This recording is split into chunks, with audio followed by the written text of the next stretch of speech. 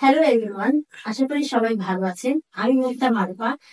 আমি আপনাদের সাথে আজকে এমন কিছু এক্সারসাইজ শেয়ার করব যেগুলো আপনারা করলে আপনাদের বডি পশ্চার ভালো হবে, অ্যাংজাইটি, স্ট্রেস এগুলো কমবে এবং ওয়েট লস করতে আপনাদের হেল্প করবে। আসুন তাহলে আমরা শুরু করি।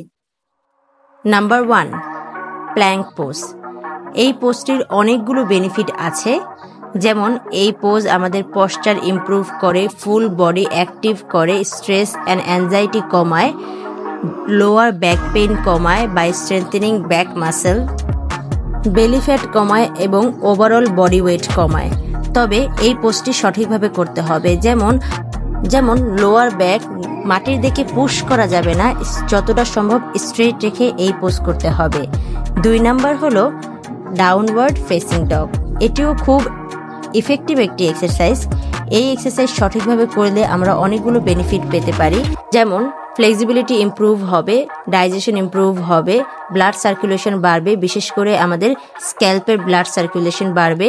তবে এই পোজ সঠিকভাবে করতে হবে, যেমন এই পোজ করার সময় হাঁটু ভেঙে এই পোজ করা যাবে না এবং পায়ের গোড়ালি মাটি থেকে উপরে উঠানো যাবে না।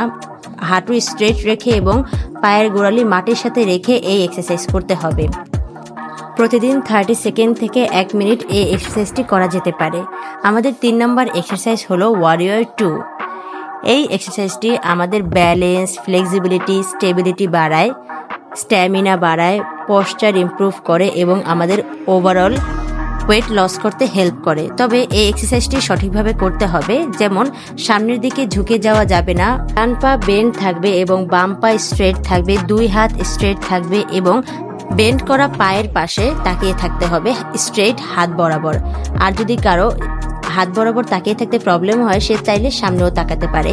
এই একই প্রসেস আমরা অপোজিট দিকেও করব, অর্থাৎ আমরা তখন বাম পা বেন্ড করব এবং ডান পা স্ট্রেট করব এবং বাম দিকে তাকিয়ে থাকবো। এই এক্সারসাইজটি সঠিকভাবে করলে আমরা অনেকগুলো হেলথ বেনিফিট পেতে পারি। এবার আমাদের এক্সারসাইজ নাম্বার 4, সেটা হচ্ছে ওয়ারিয়র 1। আমরা ওয়ারিয়র 2টা আগে করে ফেলেছি, যাই হোক এখন আমাদের ওয়ারিয়র 1। এই এক্সারসাইজেরও অনেকগুলো বেনিফিট আছে, যেমন এটা আমাদের ফোকাস বাড়ায়, স্ট্রেস রিডিউস করে, আমাদের ওয়েট লস করতে হেল্প করে, ওভারঅল বডি পশ্চার ঠিক করে। তবে এই এক্সারসাইজ করার সময় সামনের দিকে ঝুঁকা যাবে না, অর্থাৎ বাঁকা হওয়া যাবে না, সামনের দিকে ঝুঁকে যাওয়া যাবে না এবং আমাদের হাত দুটোকে মাথার উপরে নিয়ে একদম জোড়া করে রাখতে হবে, একদম স্ট্রেট থাকতে হবে, পেছনের পা স্ট্রেট থাকবে, সামনের পা বেন্ড থাকবে। এভাবে করে একই এক্সারসাইজ আমরা অপোজিট পায়েও করতে হবে, কারণ যদি আমরা এটা না করি তখন আমাদের এক পাশে সব কাজগুলো হবে, আরেক পাশে হবে না, আরেক পাশ স্টিভ হয়ে থাকবে। তাই আমরা একই এক্সারসাইজ অপোজিট পাশেও করব। এই এক্সারসাইজটাও আমরা প্রতিদিন 30 সেকেন্ড থেকে 1 মিনিট করতে পারি। এই এক্সারসাইজগুলো যদি আমরা নিয়মিত করি তাহলে আমাদের মনোযোগ অনেক বেড়ে যাবে, আমাদের স্ট্রেস, অ্যাংজাইটি এগুলো অনেকাংশে কমে যাবে এবং মেন্টাল হেলথ ভালো থাকবে। এটাই এই এক্সারসাইজের মূল কথা এবং এই এক্সারসাইজ করার সময় অবশ্যই সামনের দিকে ঝুঁকা যাবে না। এখন আমরা করব এক্সারসাইজ নাম্বার 5। এই এক্সারসাইজের নাম হচ্ছে চাইল্ড পোজ। এই পোজটির অনেকগুলো বেনিফিট আছে, যেমন আমাদের টেনশন রিলিফ করতে অনেকাংশে হেল্প করে এই এক্সারসাইজটি, ব্লাড সার্কুলেশন ইমপ্রুভ করে, ডাইজেশন ইমপ্রুভ করে এবং আমাদের রিল্যাক্স ফিল করায়। আমরা যদি অনেক কাজ করে থাকি তাহলে তার মধ্যে যদি আমরা কোনো ব্রেক নেই, ওই ব্রেকের সময় 1 মিনিট এই এক্সারসাইজটা করলে আমরা ইনস্ট্যান্টলি রিল্যাক্স ফিল করব। তবে পোজটি করার সময় হিপ উপরে তুলে করা যাবে না এবং আমাদের কপালকে মাটির সাথে লাগিয়ে রাখতে হবে। যতটা সম্ভব পেছনের দিকে নিজেকে পুশ করার ট্রাই করতে হবে, হালকাভাবে করলে হবে না।